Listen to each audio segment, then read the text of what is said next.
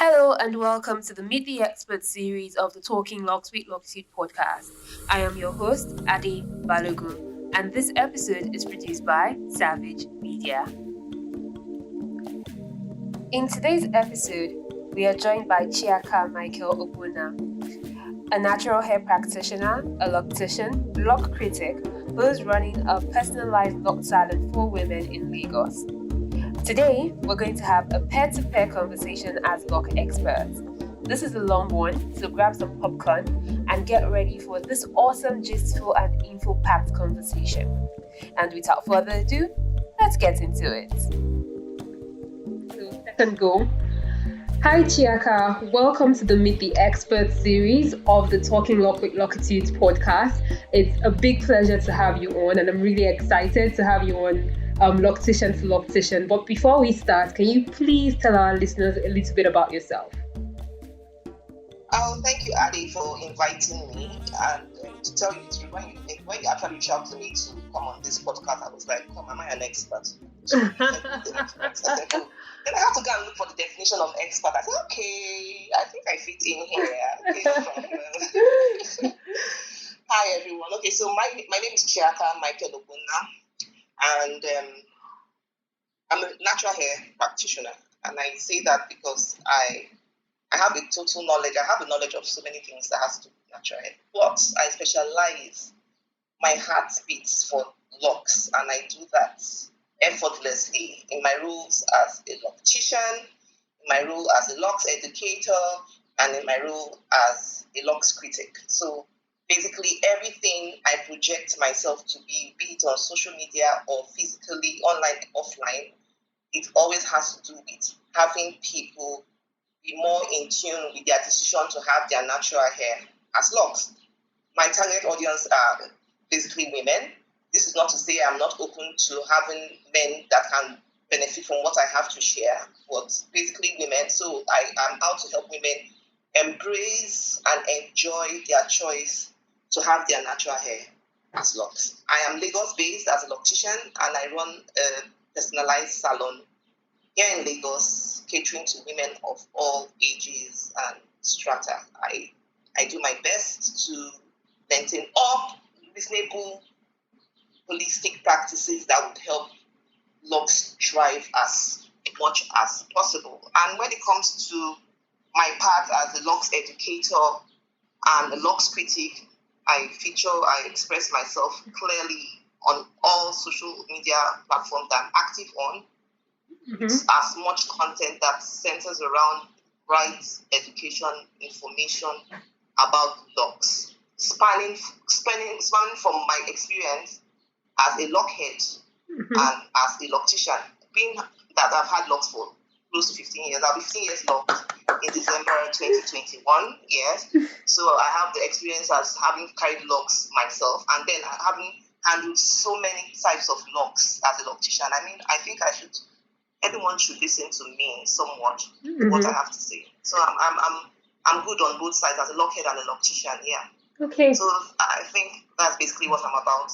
Then, of course, I'm a mother of 2 boys, aged 17 and 13. Oof. Yeah. I have a long way to catch up when it comes to that one. You will get there. And when you get there, you tell your own story as well. Okay. All right. Awesome. I'm really happy to have you on. And like I was saying in our first failed attempts at the beginning of the recording, that people might find this weird because most times people don't want to cooperate or collaborate within the same industry. But I've had a really pleasant experience collaborating within the hair care industry in Nigeria. I feel like there's a sisterhood, and I'm really happy that you agreed to do this with me. And I'm excited to see where the conversation goes and how we're able to at least help our listeners and how they kind of think of what a loctician is. So first of all, I think there's going to be a lot of back and forth in this, and please feel free to ask me questions when we might not agree, or if there's anything you're pondering as well. So let's not look at it as an interviewer podcast. So I think the first place I would like to go is my own personal experience starting out my locs. And when I started my locs 11 and a half years thereabouts ago, I definitely wasn't a loctician. I did not know anything about locks. And the first place I went to was somewhere in Ikeja in Lagos. And they had mixed coffee and toothpaste. They didn't let me know what it was. They had put it in my hair. My hair, nobody really advised me on what to expect. So when they told me they were done, my hair was just kind of like off. I was like, is this it? But I couldn't even really say anything because they were supposed to be the experts. My hair could not dry because there was paste in it. My entire pillowcases kind of were soiled with brown liquid, which at the time I didn't know what it was. So it was so confusing. And even though that sounds like a very long time ago, I'm still hearing that people are still having similar experiences. So I think my first question to you is that if you want to lock your hair, how do you even start to know what a good loctician is? Where do you even go? And the way that as you are relaying your experience is just so similar to my own experience. And that's, we're talking about 14 and a half years ago. Yours just, it was 11. I'm like, you would have thought things would have gotten better. But it's just somewhat the same thing, because basically I too went through the same thing you went through. I was just at the mercy of people that really didn't know what they were doing. But then who was I to complain? I didn't know anything either. Mm-hmm. So I too went through that process of having to be severely tortured, all in the name of locks. Mm-hmm. Mine, I had the incident of, I had grown my hair. I mean, I imagined that I wanted long locks. The only exposure I had to locks were Whoopi Goldberg, Lisa Bonet, what's her name, Lauryn Hill, and all that. So I knew I wanted them long, and I was transitioning from perm hair, and I had my hair woven, fixed, weave on, just to have the new growth come out, and then I'm ready to go. And I go to the salon, and this guy says, madam, your hair is too long. We have to cut it. And he cuts my hair. I just saw my suffer. All the things I saw, all the headaches I had growing this hair. Because I have the typical 4C hair, tightly curled hair, African hair, all on the floor. And I'm like, what? And then he brings out this sponge, and he brings out this concoction, just like you. And he rubbed my hair. In fact, I had my I said, is this it? And then I looked at the bureau. I didn't see anything. I imagined I would see locks instantly. I just saw myself with sprouts of things, of standing, with no definition, nothing. So going back to your question, anybody at this time, I mean, we had excuse then that there was no information out there on the internet and all that. But I believe nobody should have that excuse now, because there's so much information. No matter how inconsistent, I mean, everybody has an opinion about how locks should be handled or started or anything. But I believe some typical issues will cut across everybody's opinion about how locks should be started. So I think everyone should do a research first on what you want. First, identify what locks are, because everyone has an idea of what locks are. Some people these days, some people go as far as saying they want temporary locks. I'm like, what's that? Find out what locks are.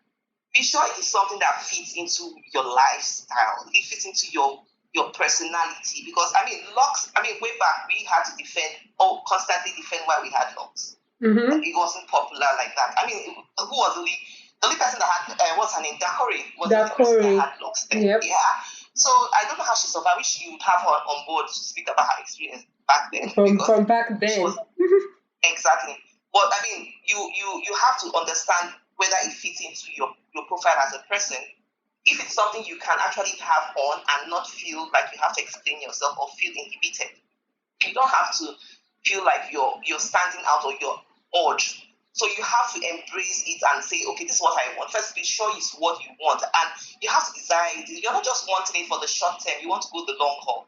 If you haven't thought of the fact that, what will happen if I can't fix a weave on my hair? What will happen if I can't change my look?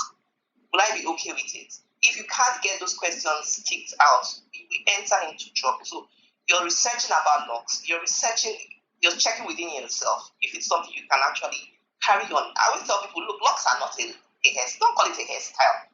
I hate when I hear locks are being called a hair. I mean, in my own opinion, hairstyle is something you have in temporarily and you're going to take down. If you have locks and you're styling it, then you can say, okay, you have a hairstyle. But no one should term locks as a hairstyle, because it's something long term. It's not short term. You don't take it down. It's not something, I'm tired and you're losing it. like after 2 weeks or 2 months, or it's not a hairstyle. So you're checking, you're finding out how you want your locks to look. How can these locks be created? The honest truth is that when it comes to starting up locks, a lot of people are not certain about it. In fact, in Lagos here, not just in Nigeria, because I have had the privilege of experiencing, I think in 2016, 2017, I had something like, I went on a tour of Nigeria so much. I was traveling around. And I can say that everywhere in Nigeria, there's just one specific technique everyone believes locks can be started with. And that is not true. So your research is, you're finding out how you want your locks to look. How can it be achieved? What techniques are you going to use? And then you're going to have to look for that person that can deliver what you want. That person that you can actually sit down and speak to, and the person is speaking your lingo. The person knows what you want. The person can actually assess your desires and then interpret them in the kind of locks you want. Because everyone claims to know this thing. Yeah. With that person, I mean, I say that locks is a relationship, having locks is a relationship. And if that your person, I don't want to use the term loctician because these days it's abused. So let me just say the locks stylist or locks practitioner. I don't know. Let's just say that person that will start your locks. I mean, your sister will start your locks. She should be able to understand what you want and interpret them to what it's going to be. And if you can't find that person, please don't start. If I don't get it how people can be in a locality, they can't find someone that can clearly say, I'm a loctician, and they start their locks. So why would you do that? Why do you want to put yourself under stress? You don't have somebody that you can say, okay, this person does. Even if the person knows to do a good job, let him just be there. You don't have that. I mean, there should be somebody that will start it up.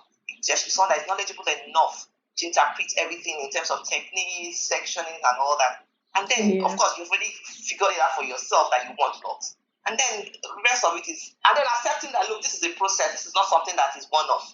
You're going to go through stages of development, stages of understanding. You're going to have to be flexible to accepting everything that comes. But that if you're not sure why you want locks, you're going to find yourself stumbling along the way. And before you know, you have people having ideas, and you're just filtering so many things, and you're confused, and then you're frustrated, and before you know it, it's all over.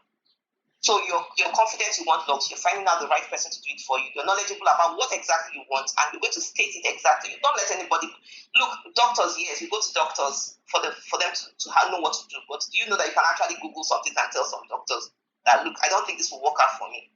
It happens these days. We have information everywhere. So why would you think because somebody is a loctician, that means the person knows it all? You have to go armed with your own level of information so that you don't get bamboozled with the loctician that really doesn't know what he's doing.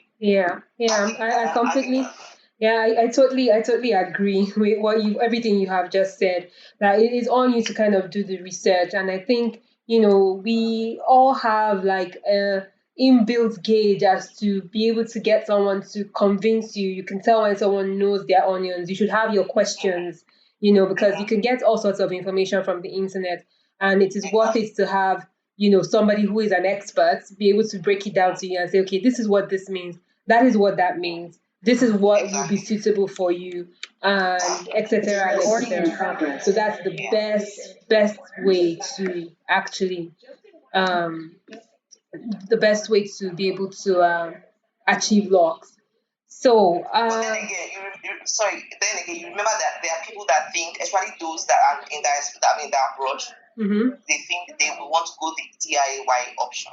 Yes. I'm always very skeptical about that. I always say, look, your foundation is key when it comes to starting locks. And DIY, I'm telling you, there's some level of you won't get it right. I don't know. I'm yet to see someone that did DIY right. I'm not even just talking about having the lock sprout out eventually. I'm talking about the sectioning, everything. Those are part of the foundation. DIY, I would think those that would opt for the DIY option, which of course DIY means do it yourself. If you opt for that, I would think they should go against that. They have a professional start it off, set the right foundation for you, and then you can continue thereafter. Nobody will go the gun to your neck thereafter. Well, I see your point. I see your point with starting off with somebody that actually does have a good knowledge of what they're doing and getting to section the hair exactly how you want it. But I think in my own practice, I personally try and allow room because you meet all sorts of people, and you kind of have to understand what they're trying to achieve with their locks. I have met people who have come to me, and what they really want is freeform locks. And I have to explain to them that, look, you don't need me. You just need to stop combing your hair. Wash your hair, make sure it's clean, make sure you condition it, but you don't need to come to the salon for me to touch your hair, except maybe you want a special intense wash, because I'm not going to retwist your hair because that's not what you want. So I think it depends. If you want traditional locks at the very least, then you should actually start with a third party that knows what they are doing. Now, I want to take the conversation. I think that's where, okay, sorry, that's where I have to be clear on what I represent. So, because now you mentioned the freeform part, I'm all about cultivated locks, right? So that's what informs everything I say. It has to do with having cultivated locks. So freeform locks are not in my terrain at all. Right. So cool. Okay, so now speaking about traditional locks, even though I do have a few clients that have freeform locks and all types of locks, and some of them, I know my limits of what I'm willing to do, because in my head, locks are locks.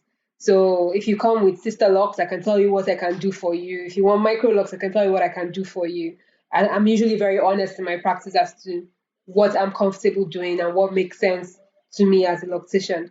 But talking about traditional locks, which I still think, I know sister locks, micro locks have caught on now. That's the rave of this moment. But traditional locks are often the most common.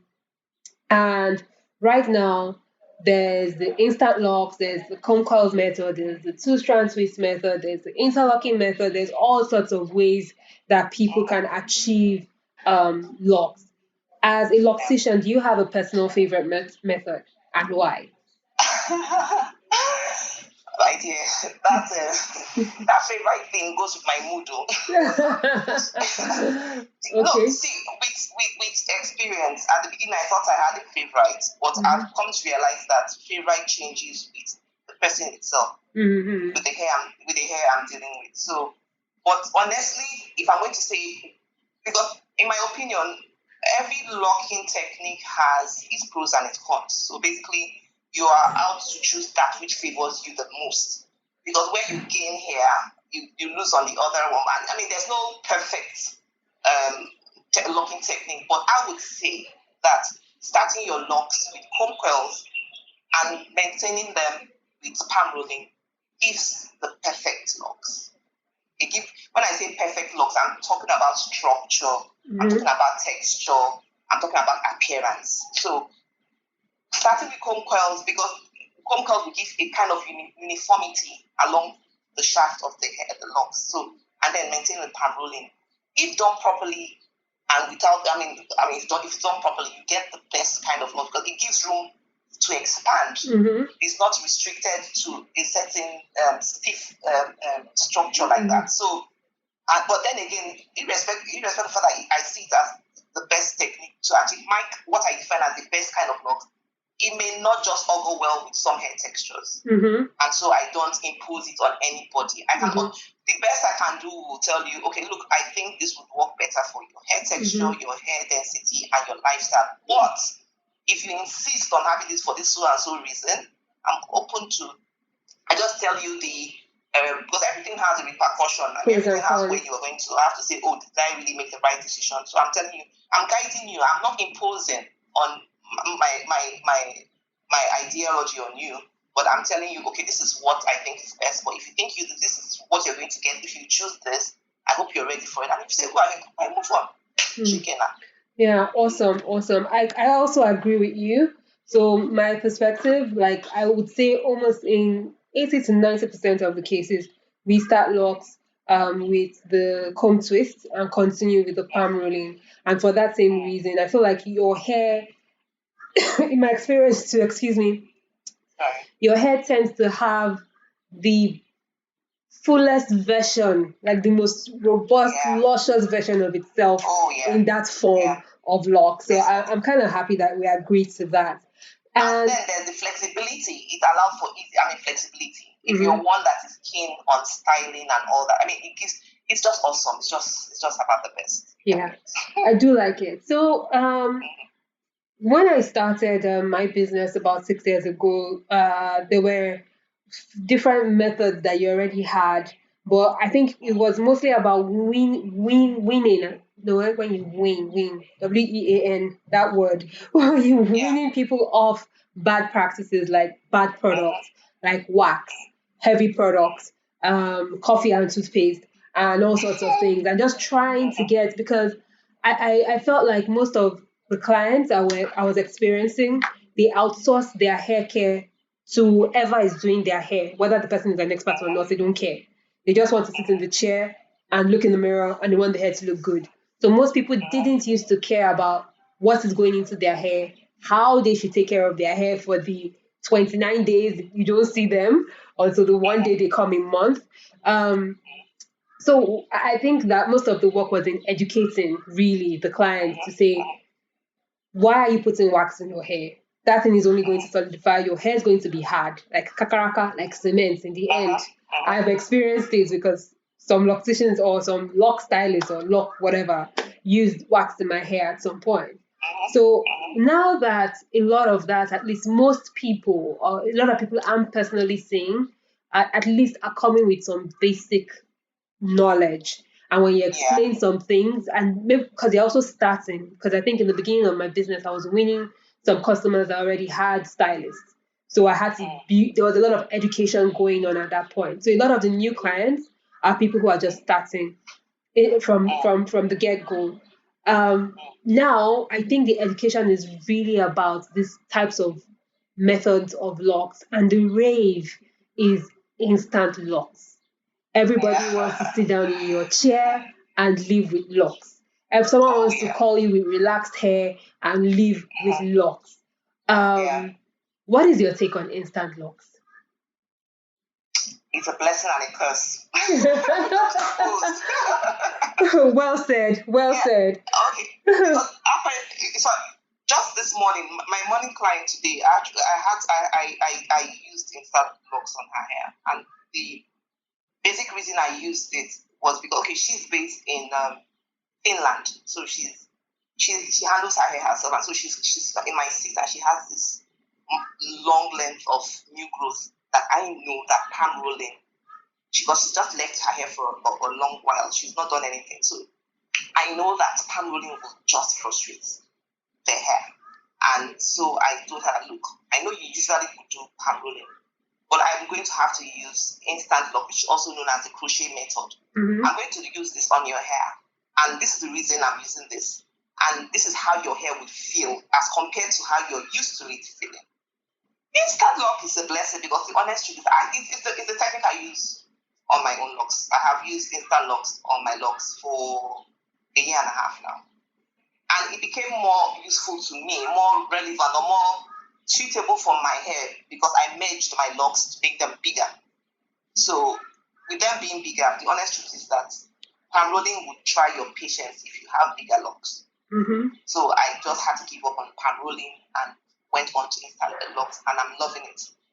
But unfortunately, instant locks is like every other technique. It would work for some people, it would not work for the others. But I would not want anyone going for instant lock, because you just don't want to. Everybody wants to escape the in quotes ugly stage, as they say it. They don't want to go through the body. They don't want to go through the process. They just want to just jump. They want to be a baby today, and tomorrow they are driving a Lexus. They want to drive. They want to do it. And I need them to. Education is key in anything you're having to apply to anybody, be technique or whatever. I would let anybody that is, because I have people that just want to just start off instant lock, and I don't budge, especially if their hair is good. They have the length to go. Because instant lock has the way of stealing length. You're fast tracking the process. What palm rolling would achieve in 1 year, you're going to achieve it in a month. So it has its back draws, especially if you're not somebody. Okay, if you're someone like not so patient, no problem.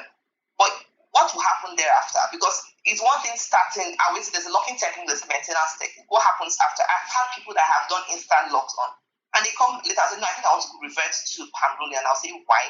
They say, they don't like how stiff it feels. And instant lock has that stiffness attached to it, because it's man-made. We're trying to force the process to happen overnight. So you're either doing too much or you're doing too little.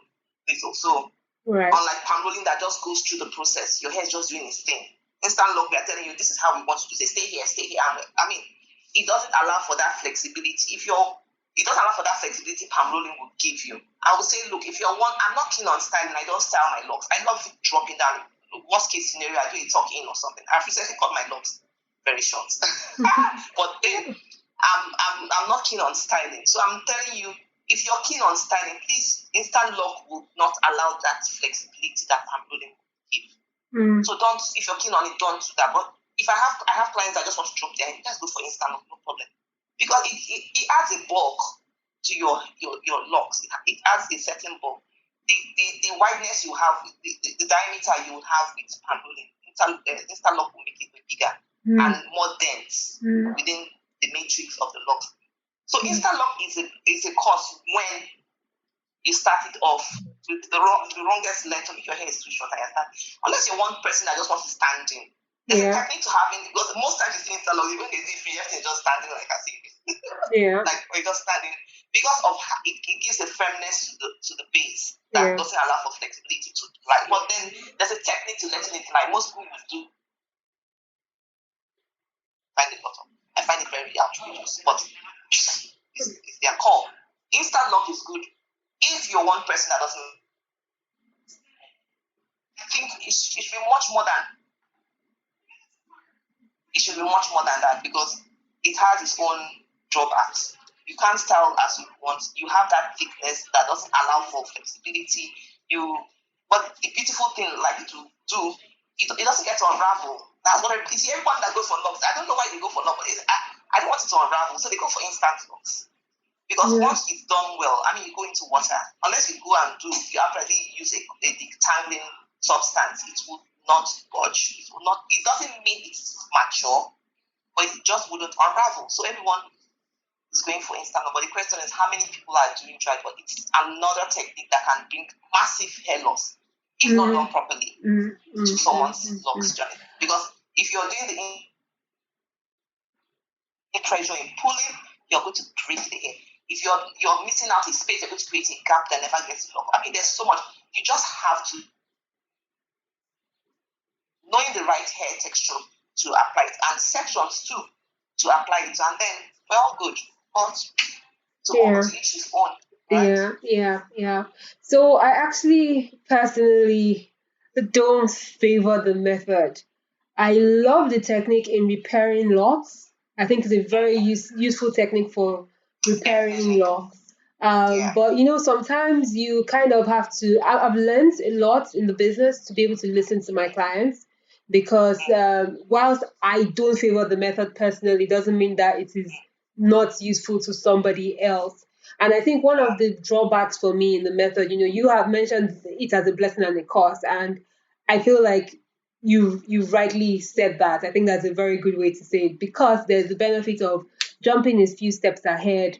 And then there's some of us, I don't know, maybe because we went through the process, I almost feel like even if I wanted to cut my hair to an afro and start all over again, I would personally not mind experiencing the unraveling of my palm rolling and having it, I feel like that is the experience of locks.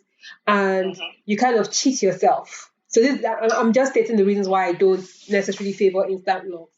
I feel like you cheat yourself. But then again, for me, I mean, I've been almost 15 years locked. I've been through the process. So, I mean, big option for it right now. It's a necessity because I know you rightly said that your bigger locks are obviously easier to manage with the instant locks, which makes a lot of sense. I think the technique is fantastic for lock repair.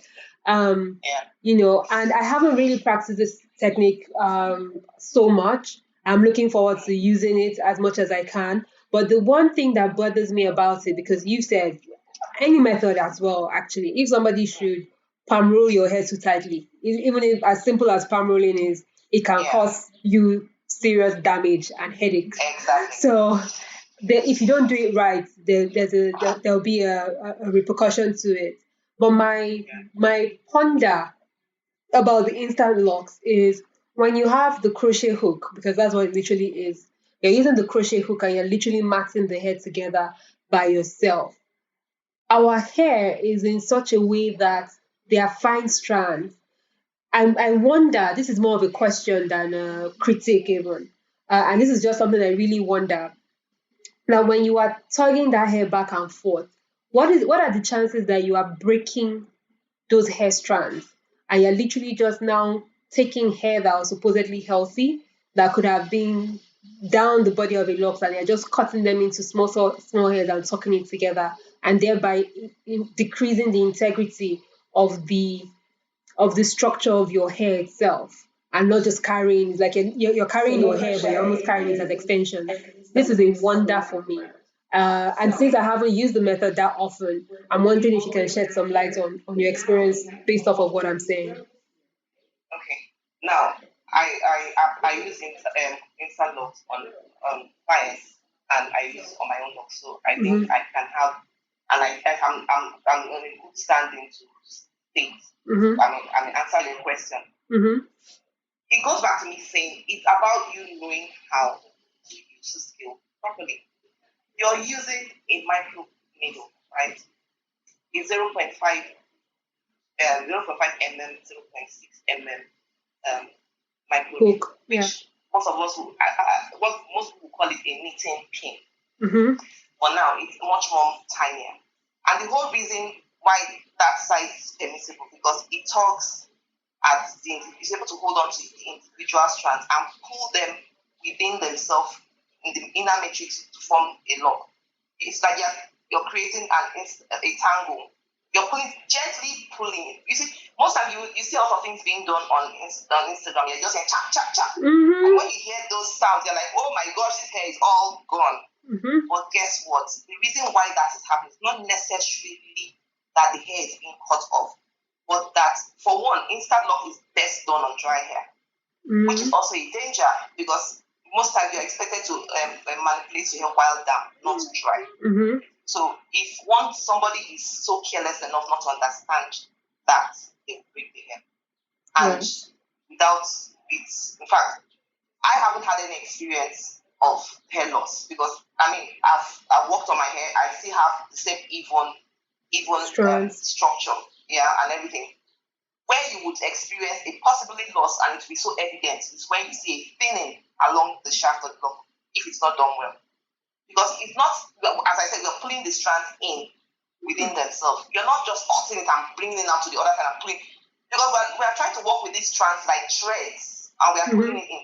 If you don't understand that you're pulling it in and not necessarily pulling it out to the other side, you might find yourself breaking hair. It can happen. But even if this is not to say there won't be, most times I'm done with crocheting and I see little strands of hair on the floor. I'm not bothered about that. Why? Because it's already been said that we lose 100 strands of hair a day, right? We lose 100 strands of hair a day. So I'm looking at it that, okay, this is, when I palm roll, some hair will shed. It's not necessarily that it's because of the instant lock that the hair is all cutting. I'm not out to cut, but I have witnessed people that claim they've been to the loctician that instant locked their hair. They come to my hair like, what was done? But you see breakage everywhere. You just see hair splits, you see.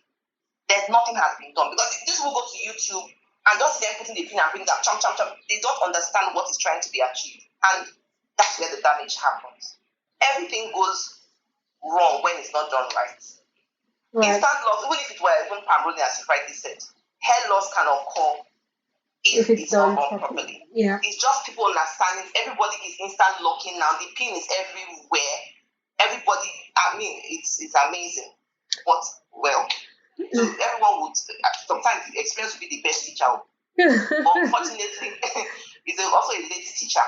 Everyone is instant locking. Everybody wants to rush the process, and then there are people, just because of terminologies, people are mixing up what they're actually doing. People go in and say, okay, I want the, because I'm not trying to say anybody say interlocking is instant lock. I say, okay, I don't want to work with, sometimes it's quite confusing using terminologies to define what you want, because I find that most people have an idea.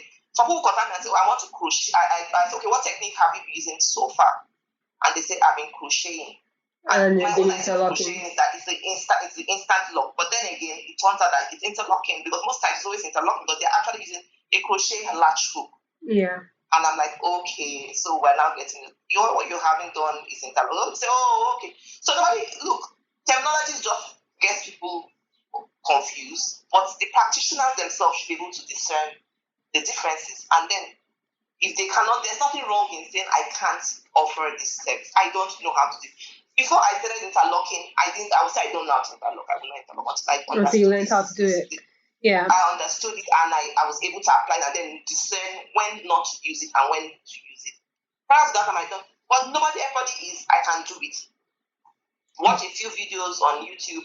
They are doing the pin in and out, pin and out. And they don't understand what they are trying to achieve, and that's where the damage comes in. Other than that, I think on its own, it's not necessarily a hair damaging technique unless done wrongly.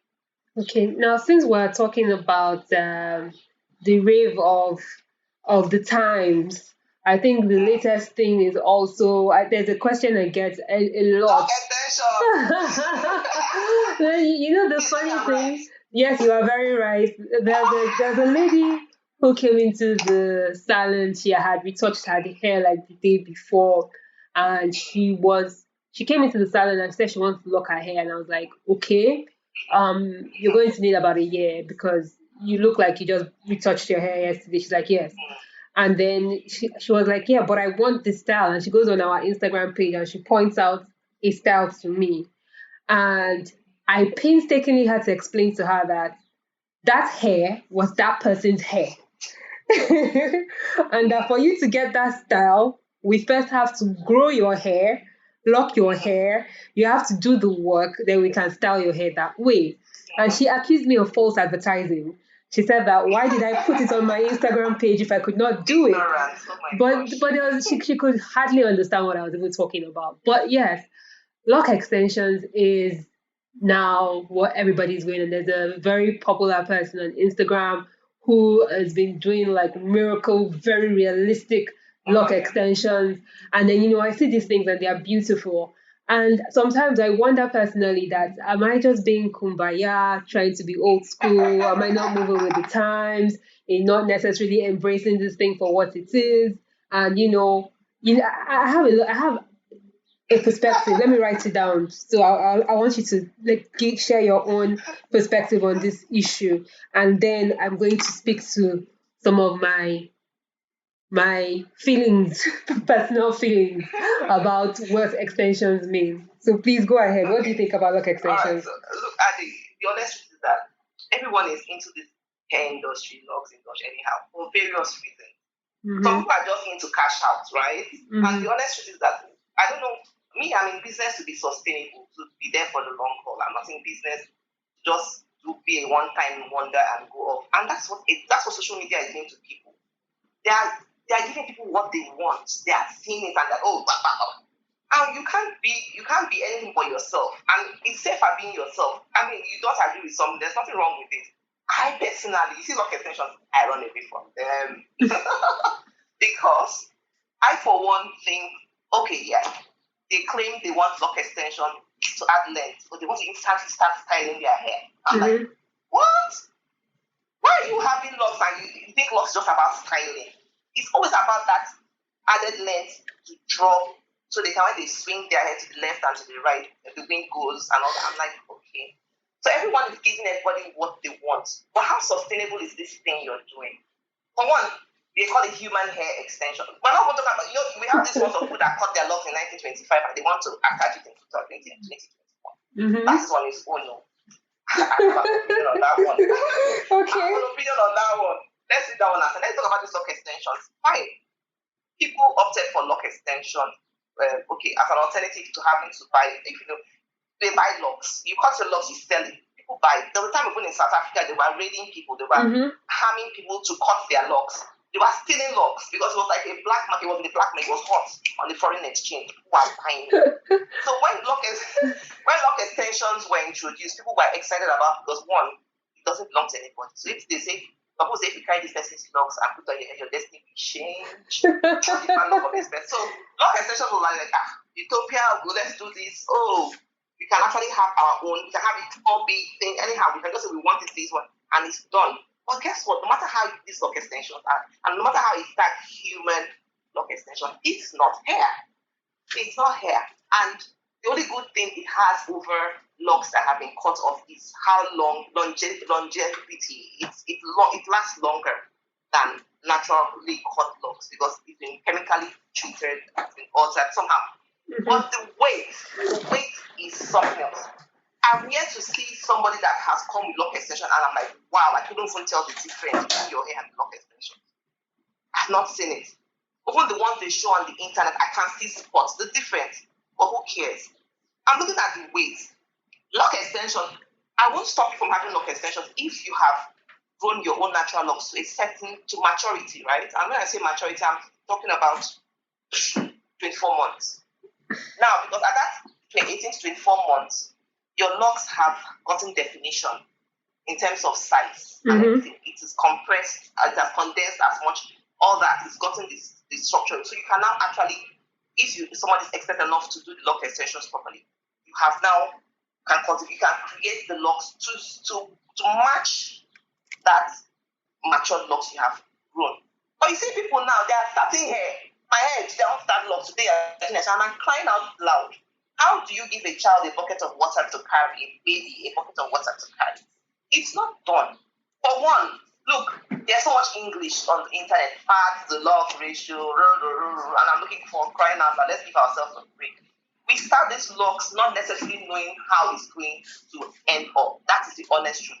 No matter how expert you are, you cannot say that this section of locks with these dimensions will give this particular size of locks. You can't say that. You can just hope for the best and so let's work safely. This could be like this. But you have people from the day one, they do a section, okay, half by half. Then that's okay, they do some calculations. Okay, this is the size of locks we put on this lock. And at the end of the day, you find out that the locks are too heavy for the strand. It's bigger, it doesn't grow. I mean, it's just there. Sometimes it might not even, if it's not reinforced properly as the client goes on, it might actually fall off. Somebody came to my salon and she has this lock extension. She started her lock. She was coming for her second session and she couldn't go to her loctician in Ikeja. So she came to me and she called me and I was like, okay, I don't know. Let me see how I can fit you in. She came and I didn't know she had extension. And when she came, I saw this lady, her hair was like baby soft. Yeah. It was low density. And I'm like, if you saw the weight, the locks that were put on her head in terms of extensions. And 5 of them have fallen off. Then the others were hanging on to dear life. They were just holding on a strand of, and I'm like, I'm sorry, I can't handle your hair. She was like, why now? You are spoken highly of. I'm saying, I'm sorry. You need to go to who installed this to continue. Because I don't carry anybody's wahala. Because I saw the problem. I saw the trouble. She said, what happened? And I said, your hair can't carry the weight of this extension. Why did you start the extension? And the loctician said that it will help my hair. Help your hair out. See, logically, a baby crawling will not drive it. I mean, these things can't carry this weight. Why? Your hair is falling off. And I had to show her pictures of people, of locks that had cultivated, starting with like almost like soft baby hair that didn't have that kind of density. And then, boom, the hair blossomed in a year to a year and a half. And she was like, wow, so my hair could become. I said, yes. Yeah. With the right nurture, with the right people. You don't need this. She said, okay, well, I'm here. You have to do something. I said, look, I'm doing this. Full knowledge that you know that this is what I've said. So tomorrow you won't call me out and say, I touched your hair, the hair falling off. It's not me that did this hair. So I'm like, I wasn't comfortable with it. But she actually wouldn't have this fit to her husband. Nobody said, madam, anything you can do for her, do for her. And I retwisted her. And then they interlocked the roots. Oh my God. So that made it even worse. It would have been better if they used instant locks or even palm rolled it. All the way and palm rolled the roots. They interlocked it. In fact, it was a nightmare to see. I was like, the next thing, a week after, she said, madam, I want to take this all down. I said, stay here. I said, I won't do that. She said, no, you have to help me. I don't want to just cut off the lock because I know how much and these things are not cheap. They're not cheap. I know how much I spent on this extension. I intend to keep them. I said, madam, there's no section of hair you cut unless you want just 20 locks on your head that would match up with that extension. Don't bother. Trash it. Yeah. She showed me a picture of her hair. Low cut. She had colored her hair. She had low cut. She had to make myself happy. Locks didn't work out for me. Let me go the other. I said, okay, you have your piece. So there's so much wrong misinformation. Everybody just wants to do the woke thing in quotes. Yeah. We're on the level. We are doing this. But I'm crying out. It doesn't make sense. In the long run, does it make sense? So people, the locticians are false. Everybody doing lock extensions. They'll say, oh, this one, they'll call it a name. And everybody is speaking one jargon over the thing to make it look so special. There's nothing special about it. And I'm like, okay, but I don't offer the service. I don't do it. And that's it. There's here's what I think. I completely agree with everything you said. when it comes to lock extensions. And I feel like personally, this is an issue that plays a lot in my mind. I speak within my smaller circles, but I think this is a good opportunity to put it out there. I feel that as Nigerians, most of our problems are that we don't look inwards. And with the natural hair movement, it almost seems like we're beginning to look inwards. Because if you have the price or the amount of money that we spend as a whole, as a country, in extensions, both the attachments and extensions and weaves and all of that, it is ridiculous. If all of that money, if all of that money is invested into our lives, ourselves, our environment, our own ecosystem, it will be more fruitful. And to think that all of this money is going out, and in a way, nobody really makes the connection that when you buy Brazilian hair, you have enriched Brazil.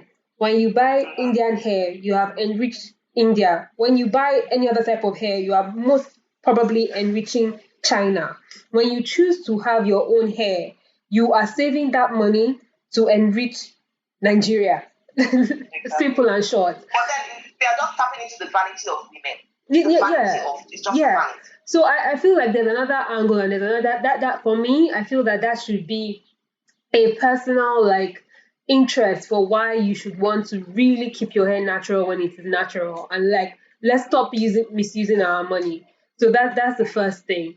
And there is some benefits. I don't think there's anybody who has grown their hair, their locks, from when it was, even if it was long, loose, natural hair, that have watched their hair cultivate, that can't tell you one or two things that they discovered about themselves, their nature, their ability to be patient. So there's so much value that comes from something that is so insignificant.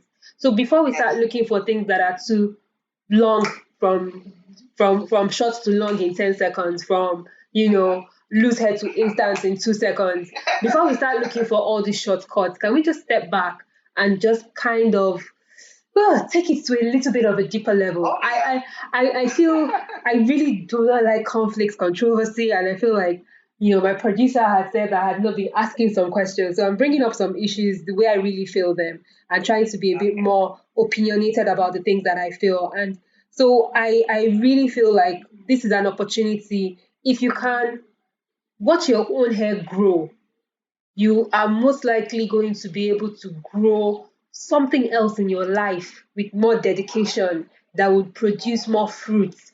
I just feel there's a connection there, and I feel like we shouldn't miss it in the bid of just trying to change our hair. Like most people who are spending all this money on all sorts of extensions don't even have it. Okay, so let me interject. You see, basically, I always encourage I always encourage my clients that they should keep pictures of their locks journey from start to where they're going. Honestly, most times when a client gets to a year anniversary, I'm like, wow, your year anniversary, your year old in the locks journey.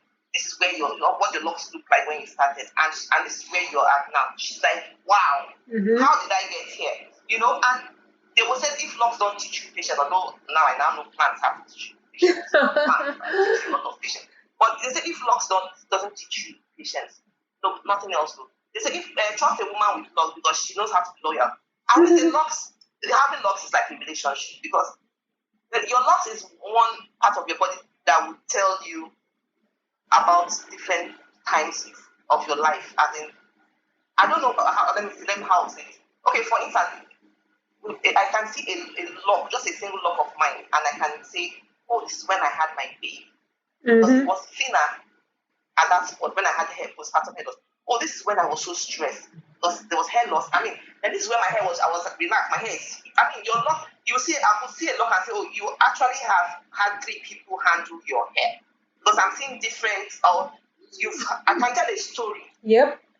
Just looking at a lock. Yeah. That's the honest truth. And I am that deep. So, and people are like, oh, how do I say, look, I can see a change here. This person, so there's a story to tell with your lock. If you're paying attention, I'll tell you that your lock tells you stuff.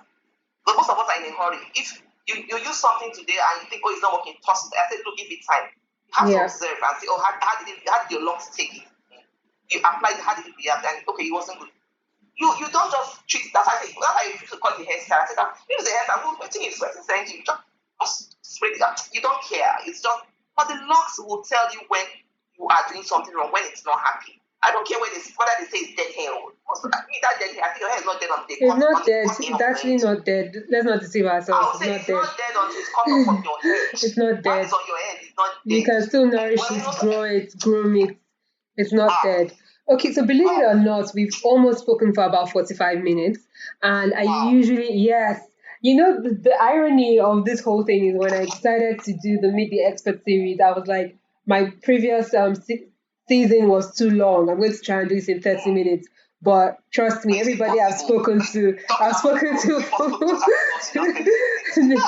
So I've stopped fighting that battle. There's one big topic that I want us to discuss before we round up, and that is color. Yes. So I can hear some resistance in that. Yeah. Okay, so let me go first with this one. Let me actually go first. Okay. So I advise all my clients, I was like, you have to choose. If you want long locks, don't bother with the color. If you know that vibrant, colorful hair is more important to you than length, then go with the color, because eventually that hair is going to break. It is already like damaged from the point you color it. So be prepared to lose it, no matter how you condition it. Of course, the more diligent you are when you choose to color your hair and you're diligent about moisturizing it, the longer you'll be able to hold on to it.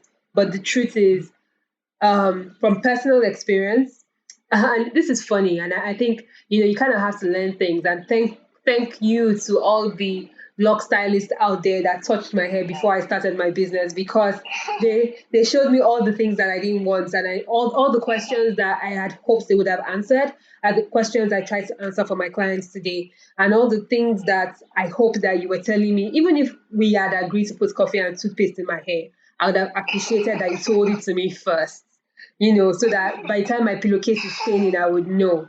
So, so I'm happy. So the first time I bleached my hair before I started my business, and I wanted color in my hair, but I interestingly didn't want it everywhere. I didn't want the gold tips. I just wanted light brown random strands, which is what I did. And it came out well, it looked beautiful. But like a year into having the color, I noticed that the ones specifically that were colored had started to become damaged. They were weak, they were chopping off, they felt different from the ones that had not been colored. And that's when I started to feel like, oh, it is like this color has something to do with what is happening with my hair. And then in practicing, I have seen it over and over again that you have to forfeit something, when you choose to color your hair. And you kind of have to, first of all, make that choice. You can't eat your cake and have it. So you know what you're going for, and be prepared more than anything else to take care of your hair more, especially after you've put in the color in it. So that's my take on color. So Chiaka, what's yours?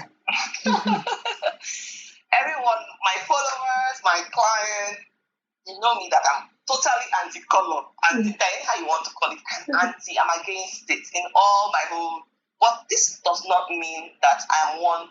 I try to discourage as many people as I can to not color their locks. But then I get to meet people that say, come, color gives me life. Color makes me wake up every morning and say, wow, I look good. And I'm saying, okay, no problem. Your own is to color your hair, and my own is to take care of it as long as I can until it dies. But then again, because the honest truth is that I've tried a number of times to try and put, I've gone for a training, I've done a lot of research, trying to understand why I should color locks. Because I'm that kind of person that wants to respond. I want to be able to say something and stand by it. And I want to be able to take up anything that comes with it. I can deal with it. But color, it never gel with me. It has not sunk with my spirit.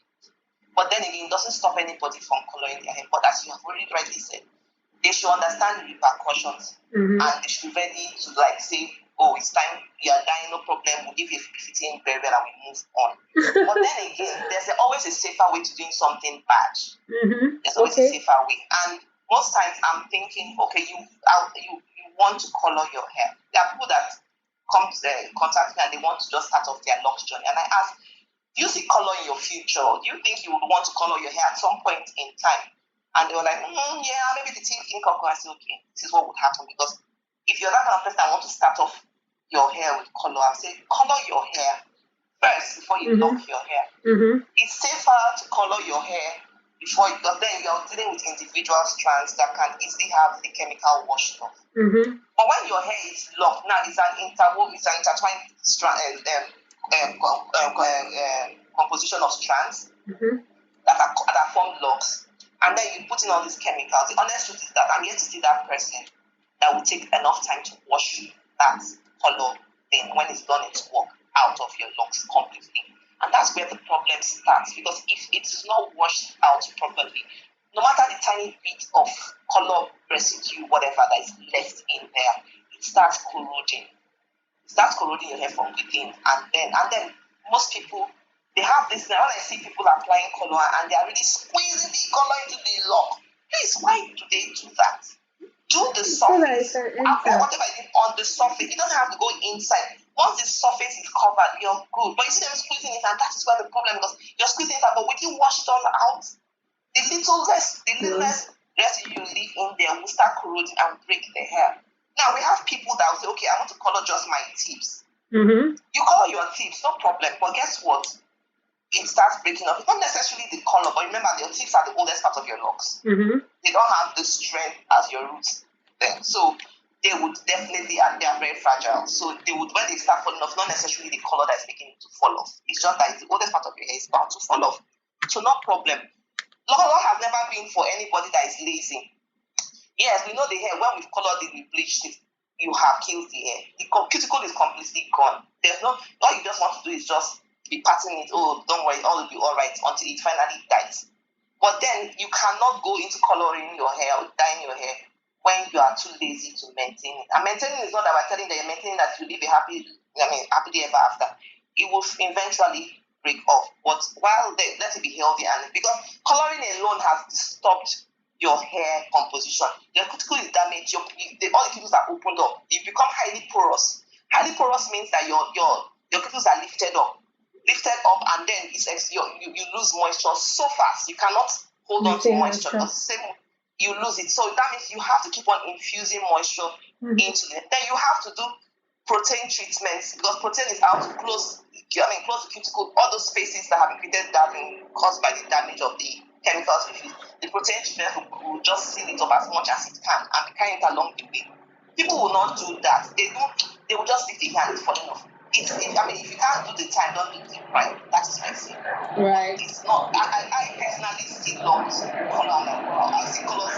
Wow, nice. To die for. But I have colored my locks and I've experienced it. I just did my teeth and I said no, I will not do it again. And then we have this thing of wrong practices. You are bleaching hair. Fine, bleaching. The whole purpose of bleaching is to lift your color, to lighten your color, because any other color you want. The natural color of your hair, you want to lighten it. Yes, you want to just lighten it, because that's the only way any other color can sit in, because your hair is dark.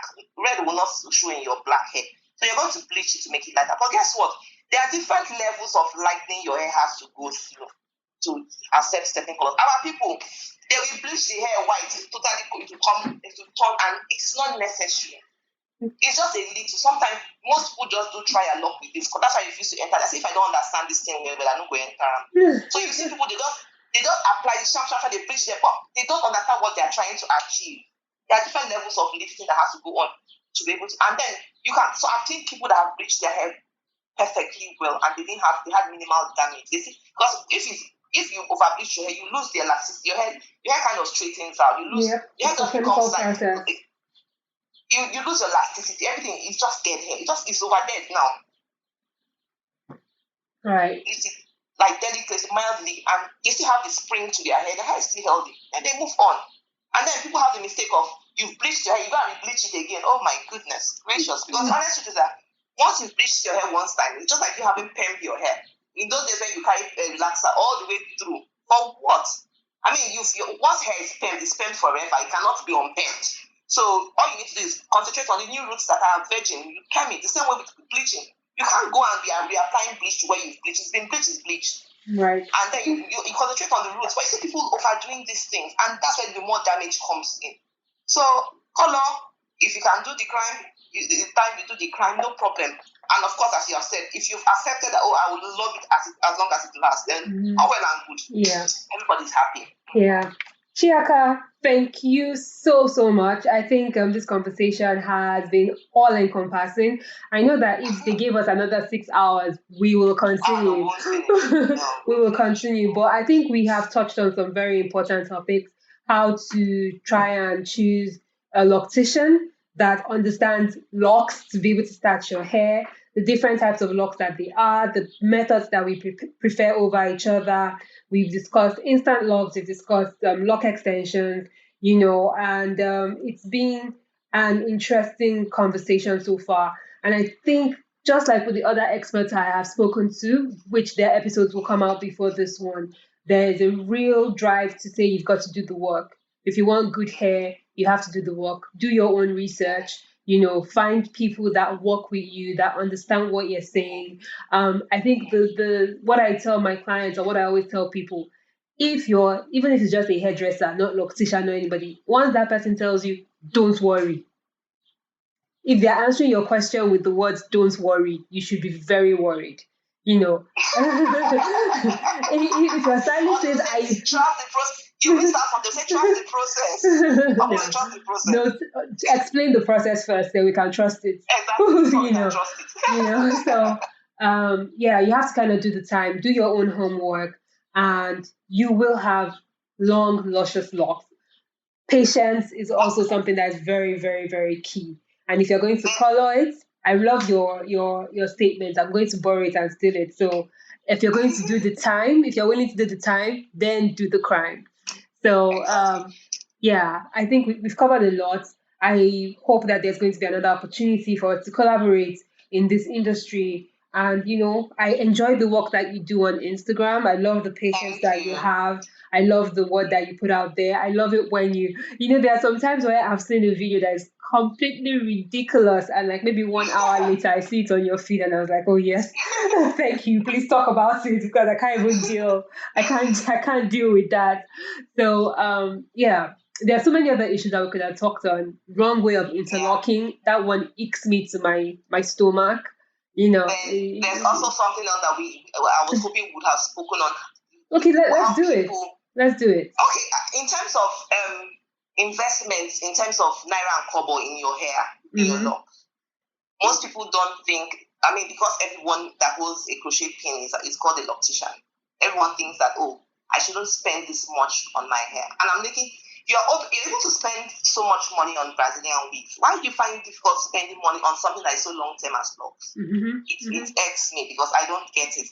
And I'm not necessarily saying that because you're paying. I've had experiences of clients that spent good naira in a supposedly good salon and still had their hair messed up. Yeah, it's not the money. I'll say, if you're talking to somebody that actually knows what they're doing, you will know. And when the person puts the price to it, I'm always encouraging people will pay this person, and then you have that peace. But most times you have people that are penny wise, pound foolish. They go round and round looking for. They say it's not just loss, not just this, and they go. I have chats on my WhatsApp that stems back to 5 years ago or 4 years ago. I keep my chats because that's my way of keeping track on people. Because I'm always this confident that once one person has contacted me, the person is surely going to come back one way or the other. And then you have people that have contacted me 3 years ago. They wanted to start their locks, and when I told them how much it cost, they were like, "Oh wow, you're too pricey." And then they leave. Guess what? They come back 3 years after. "Oh, I saw you on Instagram. My hair is so damaged. I want to repair." And I'm like, Ireti, are you here? Hello. You know me. Yeah. Oh my gosh. I said, yeah, we spoke 3 years ago. So finally you went to where they butchered your hair. You're back. Welcome home. So what can I do for you? And then you find yourself spending what you ought to have not spent. I mean, you have people that go to salons every month.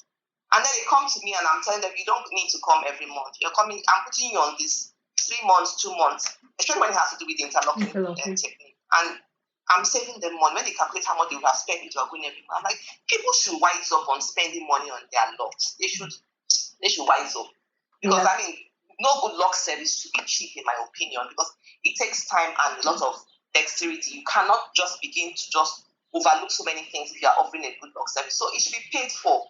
It's just the inside of the on the side of the world that anything to do with hands is cheap. they think it's cheap, but everybody is doing it. I'm like, gosh, thank God I have borrowed sense to identify who my ideal clients are. I'm not out to have everybody make me feel like, oh, I know the value I'm bringing to the table. So if you're not able to pay for it, and I'm sure that's the same for you, you know what you have to offer.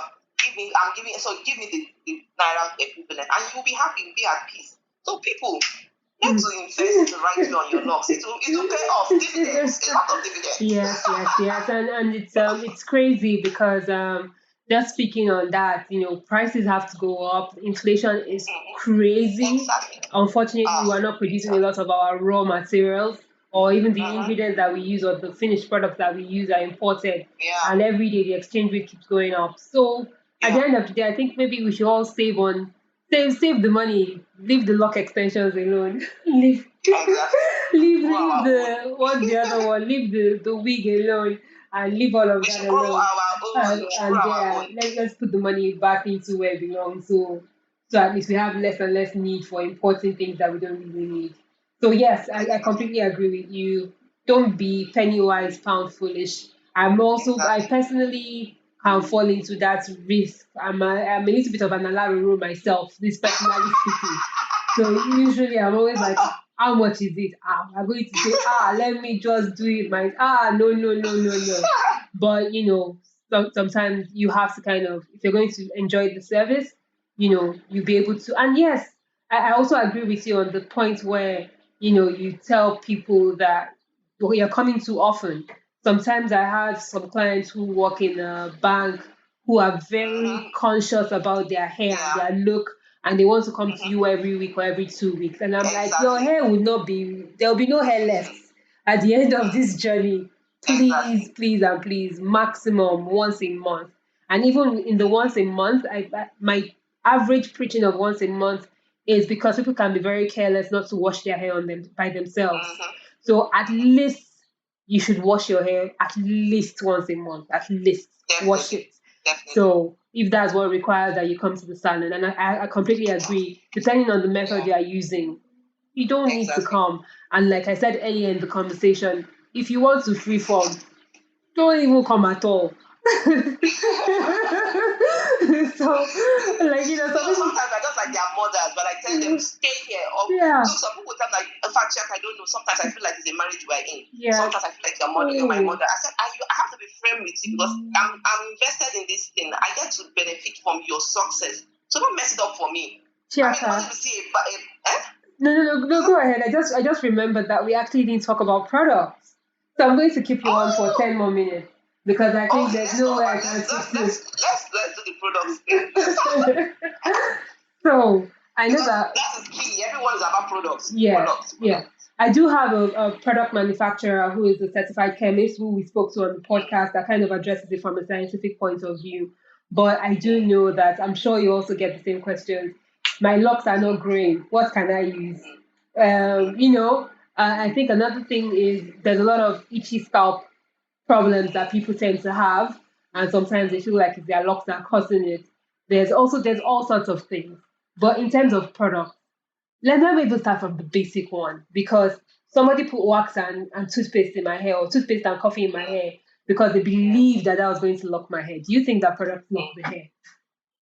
I always have this mantra. I say techniques and products. Techniques put your hair in the right position to lock, and products put your hair in the right condition to lock. None of these things are actually the ones responsible for locking your hair. Neither the techniques nor the products. So the earlier people understand that, the more peace they will get. And I have preached this to my clients, and they have peace with it, and they can actually see that it is the truth. Everyone is fretting because of lack of understanding. If you understand the nature of hair itself, nature of scalp, skin, you will, and then how it reacts to the environment, it reacts to your hormones. So many things come to play to why you are having certain conditions with your locks. You don't want I want my locks to grow, and I'm asking Auntie, how normally before you started these locks, what was your growth pattern? I mean, if you don't have, everyone grows as an averagely half an inch of new growth every month. Averagely, that means you could actually be below average or higher average. And then you come and tell my hair is not. I'm looking at this is how many months ago, for crying out loud. So your pattern is your pattern, your hair growth, and then we forget that this hair growth goes through a cycle of growth stage, rest stage, all that, and what they call it, shed stage. If you don't have an understanding of that, because there's got to be a time that is as soon as your hair is not growing, you don't like at its rest stage. That's our part. Your scalp, you say, okay, the products, I want the hair to stay. I mean, that's what everyone goes for. Once they just say tight hold, extra tight hold. Oh my goodness, that market is selling. Firm hold. Once they see hold, firming, they're all for it. And I'm thinking, do you really think you're just creating barrier? Because this hair that you're trying to lock, as we all know, even if you don't comb, it's not me. I've come to the understanding. It's not even necessarily that it's when you don't comb your hair will lock. Because I've had people that have had their locks, their hair for 1 year they didn't lock their hair, and their hair didn't lock. It was, I mean, I don't believe in that philosophy that when you don't comb your hair. Partially it's true, but then again, you have these products applied to your hair. It creates a barrier. For crying out loud, you're a human being. Imagine you having to wear 3 layers of shirts, and the weather is hot. You would throw them all out because you need to breathe. You need to get choked up. It's the same thing with your hair.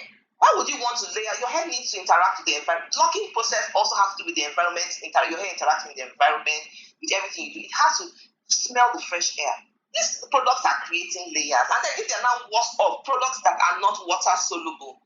Water soluble is that they are lightweight. They can easily be washed off. Then there's a problem. But then most of these products that are so-called Lux products, they tend to be they are synthetic. And anything that's synthetic cannot necessarily wash off because they are made from the same things that they use. I mean, I'm not a chemist, so no one should quote me, but this is my own understanding. The same things that are used to make your basic plastic materials, but it's just a minute version of layer version of it, is what is used for this synthetic product. They do not wash off. If you take a plastic and burn it, it will never just dissolve or evaporate. There will be something left there. It's the same thing with these products. They just create a barrier. Your hair is not breathing. Your hair is not taking in moisture. And then you say your hair is breaking. Why won't it break? There's a barrier that is stopping moisture from entering. And then we're not even going to your porosity. Your porosity alone is a determinant of how well your hair will take in moisture. Then you're not going to put product on top. Maybe somebody with low porosity. Low porosity that your cuticles are flat or tightly put together. That means they don't take in water easily. And if water cannot enter your hair, which product wants to enter that hair? So by looking at these things, you've not considered your body, you're not putting products you are creating. This hair needs to be lightweight, it needs to breathe. So those products are not necessary. And as I said, products don't lock your hair. They just put it in the right condition to lock. And what's the condition for your hair to lock? It should be clean. It should be moisturized. And then you're good. This hair, I don't just need to do wash and setting. If we go on the palm rolling level, because it's always the palm rolling people that have issues or I want that hold my hair in place for long. I'm telling these people, when we did wash and set, remember, we'll roll the hair, it's wet. We'll now roll it, we'll put it under heat, and it holds. Yes, we put some product on it to firm, but it shouldn't matter that I've seen people that didn't spray anything and they just roll it. But the mere fact that water and heat have come to play, the disulfide bonds, let me know if this has been talking, but this disulfide bonds is the reason why your hair will maintain a particular shape for a period of time, as long as water doesn't touch it. But then again, this is not to say someone will palm roll and have it retwisted. The basic key thing is having it to dry adequately. And that is why I would tell people that's the more reason why, even if most people say I don't go on that dry, I say, but whatever it is, you style your hair. That style is not what to make your hair to lock. That style is putting your hair in a position to dry very well. So the disulfide bonds work well and keep your hair twisted. Some people are afraid to have that twist unwrapped because they think that is the twist that is locking hair. But guess what? You can never know how much your hair has locked until you have washed your hair. But that is when the shed strands you had shed will come to play and form the tangle that makes your hair to lock. It's not the product. People should get off thinking that, I have to do so much. I used to use products, both for clients and myself. But the minute I got to understand the build-up and the effect it had, I said, what do I need it for? So now I have been weaning people off the app for the past 5 years. I've weaned people off products. And I'm saying, look, you just need a basic natural oil. Oil your scalp, twist your hair, let it dry properly, and then you shouldn't keep a style in more than 2 weeks. Losing this hair, let this hair down, let it vibrate, let it feel free, let it breathe. And let it it's not the styling that exactly. Let it just flow, and then keep your eyes. Some people are still looking at their base of their hands. Oh, my hair is still unwrapped. Meanwhile, their locks are reached their bottom. locks. That's the joke. It was not locking. No, it's a constant process. It's a constant process. You grow new hair, your new hair requires the same time to lock as the hair that's already locked. It's a constant process. If they remember how they started their locks, how it went through that process before it locked, every new growth that comes on will still go through that process. Exactly. So why the hurry?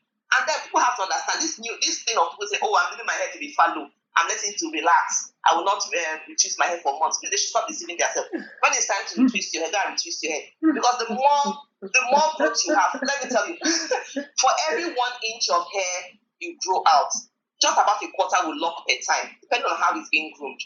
Only a quarter of that 1 inch will lock per time. So people should stop letting their hair go fallow for so long because they want to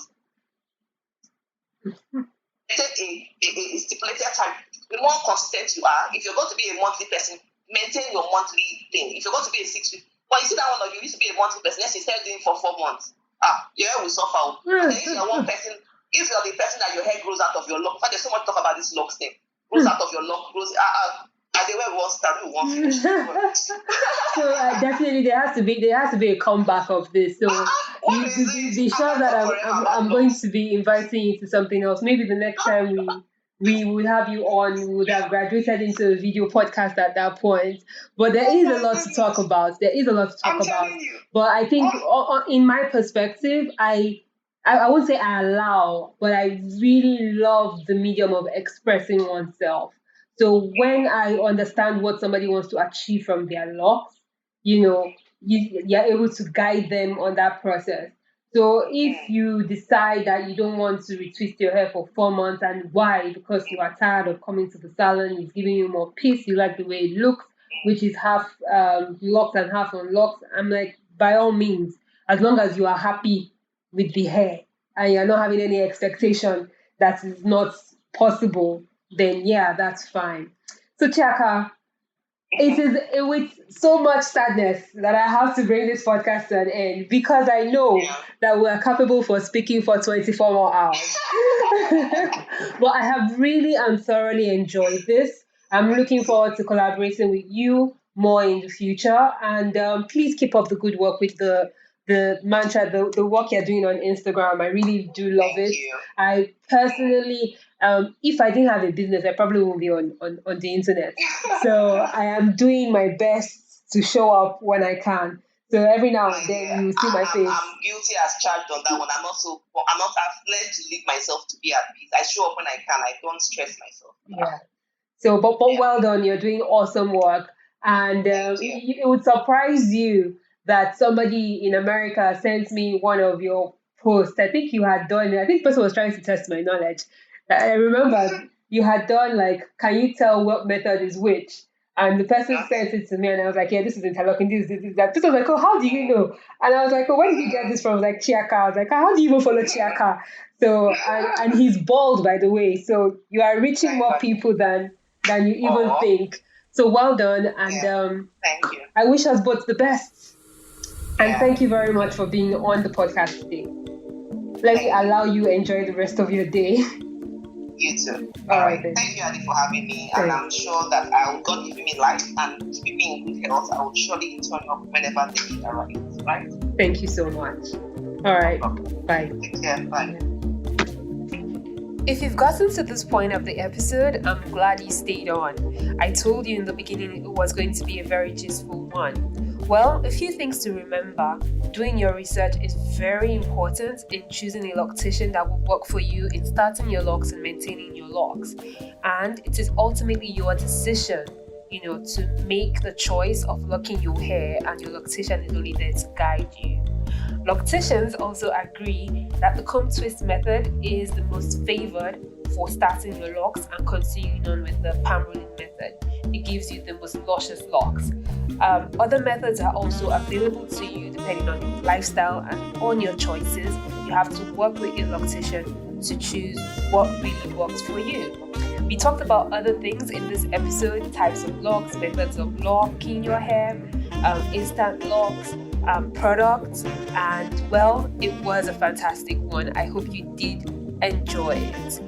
In our next and final episode in the Meet the Expert series, we'll be talking to a dermatologist.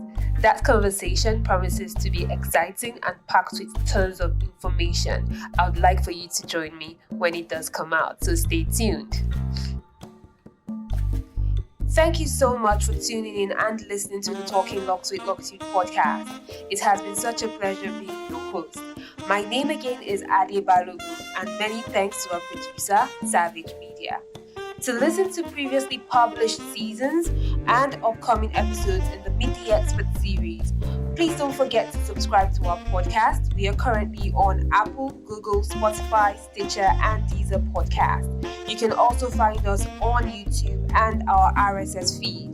We are the Talking Locs podcast. Also, please don't forget to follow us on social media. We are at Locitude, Locitude, and you can find us on Facebook, Instagram, and Twitter. Until our next episode, don't forget to keep it locked with an attitude. Bye.